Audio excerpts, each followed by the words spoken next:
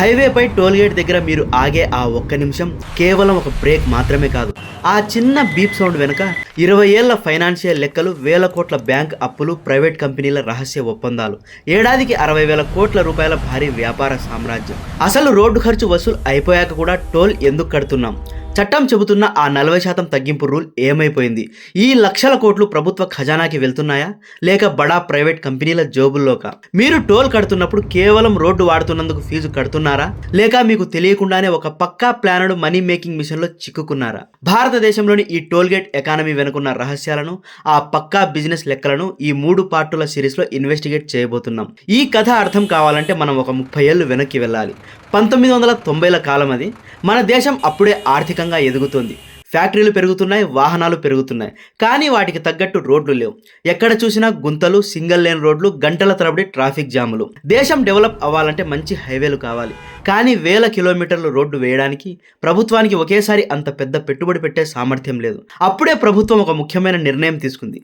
రోడ్లు వేయడానికి మన దగ్గర డబ్బు లేదు, కానీ ప్రైవేట్ కంపెనీల దగ్గర ఉంది కదా, వాళ్ళని పిలుద్దామని డిసైడ్ అయింది. దీన్నే పీపీపీ మోడల్ అంటారు. అంటే పబ్లిక్ ప్రైవేట్ పార్ట్నర్షిప్. అంటే ప్రభుత్వం మరియు ప్రైవేట్ కంపెనీలు చేతులు కలిపి పనిచేయడం అన్నమాట. ఇక్కడే రోడ్డు అనేది ప్రజలకు ఇచ్చే ఫ్రీ సర్వీస్ నుండి లాభాలు సంపాదించి పెట్టే బిజినెస్గా మారిపోయింది. అయితే ఇక్కడ చాలా మందికి ఒక పెద్ద డౌట్ వస్తుంది. మనం ఆల్రెడీ బండి కొన్నప్పుడు లక్షల్లో రోడ్డు ట్యాక్స్ కట్టాం కదా, మళ్ళీ ఈ టోల్ గేట్ల దగ్గర డబ్బులు ఎందుకు కడుతున్నామని.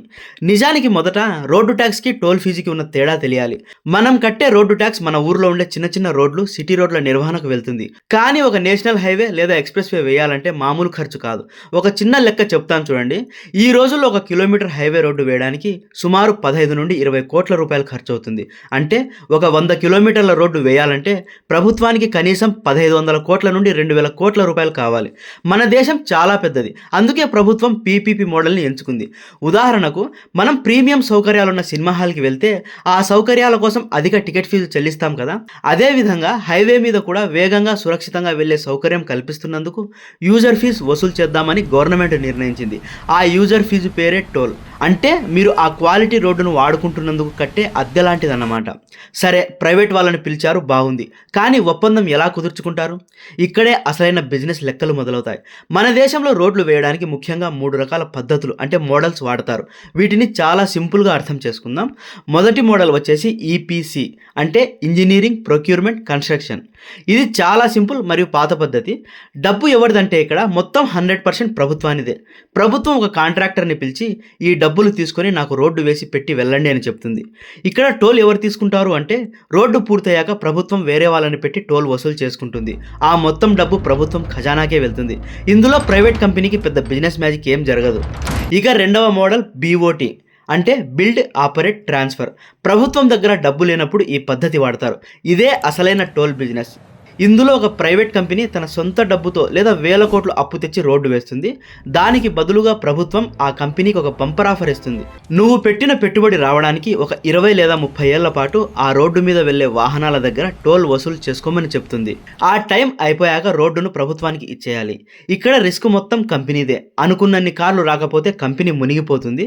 ఎక్కువ కార్లు వస్తే జాక్పాట్ కొట్టినట్టే. ఇది హై రిస్క్ మరియు హై రివార్డ్ మోడల్. ఇక మూడవ మోడల్ వచ్చేసి HAM hybrid annuity model. BOT మోడల్లో రిస్క్ ఎక్కువని కంపెనీలు భయపడినప్పుడు ప్రభుత్వం ఈ మధ్యన తెచ్చిన కొత్త పద్ధతి ఇది. ఇది పార్ట్నర్షిప్ లాంటిది. రోడ్డు ఖర్చులో 40% ప్రభుత్వం ఇస్తుంది, మిగిలిన 60% కంపెనీ పెడుతుంది. ఇందులో ట్విస్ట్ ఏంటంటే ఇక్కడ టోల్ వసూలు చేసేది ప్రభుత్వం, కంపెనీ కాదు. మరి కంపెనీకి లాభం ఏంటి? కంపెనీ పెట్టిన 60% పెట్టుబడిని ప్రభుత్వం వాయిదాల పద్ధతిలో 15 ఏళ్ల పాటు వడ్డీతో సహా తిరిగి చెల్లిస్తుంది. ఇక్కడ కంపెనీకి ట్రాఫిక్తో సంబంధం లేదు, రిస్క్ తక్కువ. 1990లలో డబ్బులు లేక మొదలైన ఒక ఐడియా ఈరోజు దేశంలోనే అతిపెద్ద వ్యాపారాల్లో ఒకటిగా మారింది. ఇప్పుడు రోడ్డు అంటే కేవలం తారు, సిమెంట్ కాదు, అదొక డబ్బులు సంపాదించే యంత్రం. ఇక్కడి వరకు బాగానే ఉంది, సిస్టమ్ ఎలా పుట్టిందో అర్థమైంది. కానీ అసలు ట్విస్ట్ ఇంకా మిగిలే ఉంది. మీరు టోల్ గేట్ దగ్గర 100 రూపాయలు కట్టిన ప్రతిసారి ఆ డబ్బు రోడ్డు వేసిన కంపెనీకి నేరుగా వెళ్తుందనుకుంటున్నారా? అసలు నిజం ఏంటంటే ఆ 100 రూపాయలు ముందుగా ఒక లాక్ చేసిన ఖాతాలో పడుతుంది. ఆ ఖాతా మీద కంట్రోల్ ప్రభుత్వానికి కాదు, కంపెనీకి కాదు. మరి ఎవరికో తెలుసా? ఈ రోజు మీ 100 రూపాయల ప్రయాణాన్ని పూర్తిగా ఛేదిద్దాం. మన ప్రయాణం మీ కారు అద్దం మీద ఉన్న ఫాస్టాగ్తో మొదలవుతుంది. చాలామంది అనుకుంటారు ఫాస్టాగ్ కేవలం టోల్ దగ్గర టైం సేవ్ చేయడానికి, చిల్లర గొడవలు తగ్గించడానికే అని. అది కూడా ఒక రకంగా నిజమే, కానీ అస్సలు కారణం వేరే ఉంది. ఫాస్టాగ్ రాకముందు ఏం జరిగేది అంటే మనం క్యాష్ కట్టేవాళ్ళం. అక్కడ రోజుకు ఎంత కలెక్ట్ అవుతుందో, అందులో ఎంత జేబుల్లోకి వెళ్తుందో, ప్రభుత్వానికి ఎంత లెక్క చూపిస్తున్నారో ఎవ్వరికీ తెలిసేది కాదు. దీన్నే బిజినెస్లో రెవెన్యూ లీకేజ్ అంటారు. అంటే పైపుల్లో నీళ్లు కారినట్లు డబ్బులు పక్కదారి పట్టడం అన్నమాట. ఫాస్టాగ్ ఈ లీకేజ్ని ఆపేసింది. ఇప్పుడు ప్రతి రూపాయి కూడా డిజిటల్గా రికార్డ్ అవుతుంది. ఏ గేట్ నుండి ఎన్ని గంటలకు ఎంత డబ్బు వచ్చిందనేది ప్రభుత్వం దగ్గర, బ్యాంకుల దగ్గర పక్కా లెక్క ఉంటుంది. ఈ పక్కా లెక్కల వల్లే టోల్ కంపెనీల ఆదాయం ఒక్కసారిగా 20-30% పెరిగింది. సరే, ఫాస్టాగ్ నుండి డబ్బు కట్ అయింది. ఇప్పుడు అది ఎక్కడికి వెళ్తుంది? ఇక్కడే అసలైన ఫైనాన్షియల్ మ్యాజిక్ ఉంది. ఆ డబ్బు నేరుగా ఆ రోడ్డు వేసిన ప్రైవేట్ కంపెనీ బ్యాంక్ అకౌంట్లో పడదు. మధ్యలో ఒక స్పెషల్ అకౌంట్ ఉంటుంది. దాన్నే ఎస్క్రో అకౌంట్ అంటారు. సింపుల్గా చెప్పాలంటే ఇది ఒక కామన్ లాకర్ లాంటిది. ఇందులో పడిన డబ్బును ఆ కంపెనీ ఓనర్ తన ఇష్టం వచ్చినట్లు వాడుకోవడానికి వీల్లేదు. ఈ అకౌంట్ మీద బ్యాంకుల నిఘా ఉంటుంది. ఎందుకంటే ఆ రోడ్డు వేయడానికి వేల కోట్లు అప్పు ఇచ్చింది బ్యాంకులే కదా. కంపెనీల అప్పు తీరేదాకా ఈ డబ్బు మీద పెత్తనం వాళ్ళదే. ఈ ఎస్క్రో అకౌంట్ అనేది సాధారణ ఖాతా కాదు. ఇది లెండింగ్ బ్యాంకులు, ప్రాజెక్టు అథారిటీ మధ్య ఒప్పందం ప్రకారం నడుస్తుంది. కంపెనీ డైరెక్టుగా డబ్బు తీసుకోలేదు. ప్రతి రూపాయి కూడా ముందుగా జరిగిన ఒప్పందం ప్రకారం పంపిణీ అవుతుంది. ఈ ఎస్క్రో అకౌంట్ నుండి డబ్బులు పంపకాలు జరుగుతాయి. అది ఎలా అంటే, ఈ ఎస్క్రో అకౌంట్లో జమ అయ్యే డబ్బును ఎలా పంచాలి అనే దానికి ఒక కఠినమైన రూల్ ఉంది. దీన్నే వాటర్ ఫాల్ మెకానిజం అంటారు. అంటే జలపాతంలో నీళ్లు పైనుండి కిందకు పడినట్లు డబ్బులు కూడా ఒక ఆర్డర్లో ఖర్చు అవుతాయి.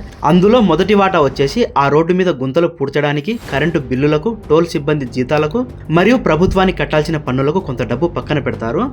రెండవ వాటా వచ్చేసి, ఇది చాలా ముఖ్యం, మిగిలిన డబ్బుల్లో సింహభాగం ఆ రోడ్డు వేయడానికి తెచ్చిన వేల కోట్ల అప్పుకు వడ్డీలు మరియు అసలు కట్టడానికి వెళ్తుంది. బ్యాంకులు ఇక్కడే తమ డబ్బును రాబట్టుకుంటాయి. ఇక ఫైనల్గా మూడవ వాటా, పై రెండు ఖర్చులు పోగా చివరగా ఏమైనా మిగిలితే అది మాత్రమే ఆ ప్రైవేట్ కంపెనీకి లాభం. చూసారా, మనం కట్టే టోల్లో చాలా భాగం ఆ కంపెనీ లాభం కాదు, అది కేవలం బ్యాంకుల అప్పు తీర్చడానికే వెళ్తుంది. ఇక్కడ మీకు ఒక డౌట్ రావాలి. ఒక పెద్ద కంపెనీ వేల కోట్లు అప్పు చేసి రోడ్డు వేస్తుంది కదా, ఒకవేళ ట్రాఫిక్ రాక ఆ ప్రాజెక్టు ఫెయిల్ అయితే ఆ పెద్ద కంపెనీ మొత్తం మునిగిపోదా? మునిగిపోదు. అక్కడే ఉంది కంపెనీల తెలివితేటలు. ఏ పెద్ద కంపెనీ కూడా నేరుగా తమ పేరు మీద రోడ్డు కాంట్రాక్ట్ తీసుకోదు, అప్పులు చేయదు. ప్రతి కొత్త రోడ్డు ప్రాజెక్టు కోసం ఒక కొత్త చిన్న కంపెనీని సృష్టిస్తారు. దాన్నే ఎస్పీవి అంటే స్పెషల్ పర్పస్ వెహికల్ అంటారు. ఇది ప్రాజెక్టు ఫైనాన్స్లో సాధారణ పద్ధతి. రిస్క్ను ఒకే ప్రాజెక్టు వరకు పరిమితం చేయడం కోసం ఇలా వేరే కంపెనీని సృష్టిస్తారు. ఆ రోడ్డుకు సంబంధించిన అప్పులన్నీ ఈ చిన్న ఎస్పీవి పేరు మీదే ఉంటాయి. బ్యాంకులు కూడా భవిష్యత్తులో ఆ రోడ్డు మీద వచ్చే టోల్ ఆదాయాన్ని నమ్మే ఈ ఎస్పీవికి అప్పులు ఇస్తాయి. ఒకవేళ రేపు ఆ రోడ్డు ప్రాజెక్టు నష్టాల్లోకి వెళితే కేవలం ఆ చిన్న ఎస్పీవి మాత్రమే దివాలా తీస్తుంది. అసలు పెద్ద కంపెనీకి ఏమీ కాదు. దీన్నే బిజినెస్లో రింగ్ ఫెన్సింగ్ అంటారు. అంటే రిస్క్ను ఒక గిరి గీసి అందులో ఉంచడం అన్నమాట. చూశారు కదా ఫ్రెండ్స్, మీ 100 రూపాయల ప్రయాణాన్ని ఫాస్టాగ్ నుండి ఎస్క్రో అకౌంట్కి, అక్కడి నుండి వాటర్ ఫాల్ పద్ధతిలో బ్యాంకులకి, చివరగా కంపెనీలకి. సో మనం కట్టే టోల్ డబ్బులు చాలా వరకు బ్యాంకుల అప్పులు తీర్చడానికే వెళ్తున్నాయన్నమాట. కానీ ఇక్కడ పెద్ద ధర్మ సందేహం ఉంది. మనమందరం హైవేపై వెళ్ళినప్పుడు టోల్ కడుతుంటాం కదా, కానీ ఎప్పుడైనా ఆలోచించారా, ఆ రోడ్డు వేయడానికి తీసుకున్న బ్యాంకు అప్పు పూర్తిగా తీరిపోయిన తర్వాత కూడా ఎందుకు మన దగ్గర ఇంకా అదే పూర్తి టోల్ వసూలు చేస్తున్నారు? చట్టం ప్రకారం 40% టోల్ తగ్గాలి, కానీ చాలా చోట్ల అది జరగడం లేదు. అయితే మన డబ్బు నిజంగా రోడ్డు మెయింటెనెన్స్ కోసమేనా, లేక సిస్టంలో ఉన్న ఒక లూప్ హోల్ వల్ల ఇంకేదైనా జరుగుతుందా?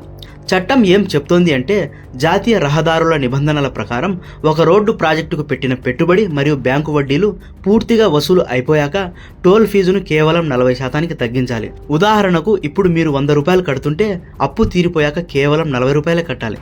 ఎందుకంటే రోడ్డు వేయడం అయిపోయినా జీవితాంతం దాని రిపేర్లు, నిర్వహణ కోసం డబ్బులు కావాలి కాబట్టి ఆ 40% తీసుకుంటారు.